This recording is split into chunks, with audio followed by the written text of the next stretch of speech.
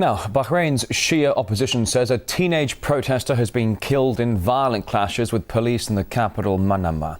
Police fired tear gas and stun grenades to disperse demonstrators who were throwing stones and petrol bombs.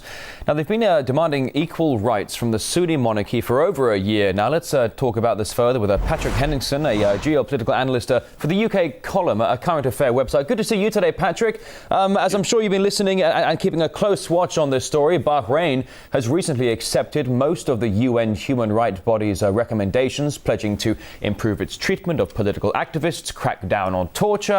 But now we have a report of another person being killed. Should we be buying the lines that they're selling us? This is the third child to be killed in Bahrain this year. We had a kid killed on January 19th. Another teenage boy was killed in August. This is the latest one.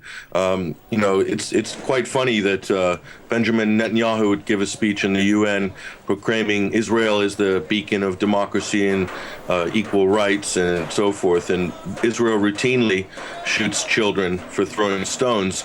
But yet they are a special friend of the United States and have a special position in the UN and garner some kind of moral authority. So the situation in Bahrain is completely ignored for reasons that are obvious. But Patrick, I'm sorry if I can just get into that right now, because it certainly does raise some eyebrows. Certainly the fact that the unrest in Bahrain has been going on for approximately 19 months now, quite an approximate time scale to that of Syria, and yet the whole time the West is ignoring Bahrain and fixating, I should say, on Syria. Why is that?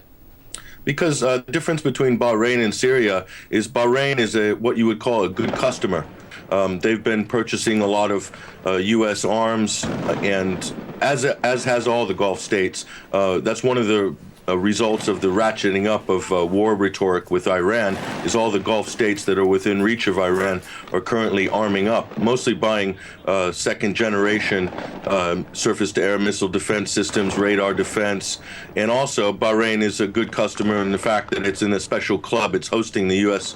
Fifth Fleet, which is a key sort of piece on the military chessboard. So Syria is not a good customer for the West. They're buying their arms from places like Russia.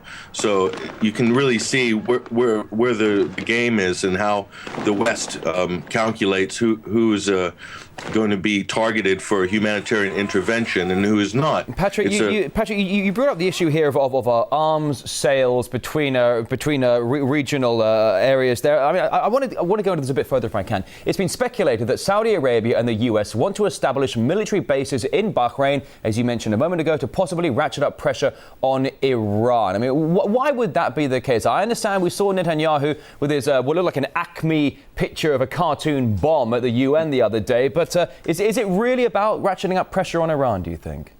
Well, it's about the whole geopolitical dominance in the region, and already the U.S. is building what many would call a secret base in Masirah, which is an island just south of the entrance point to the Straits of Hormuz, and that's a Bahraini island. That belongs to Oman.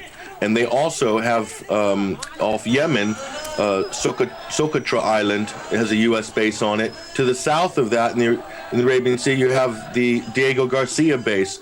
Plus, you have bases in Afghanistan, also military presence in Georgia and Iraq. So Iran is completely surrounded. So Bahrain is really the key point, as is Oman and Yemen. But Bahrain is also very key because of its position in the Straits of Hormuz. So you can look at that as an important geographical and military point as this protracted conflict or projected conflict with Iran takes place over the next few years.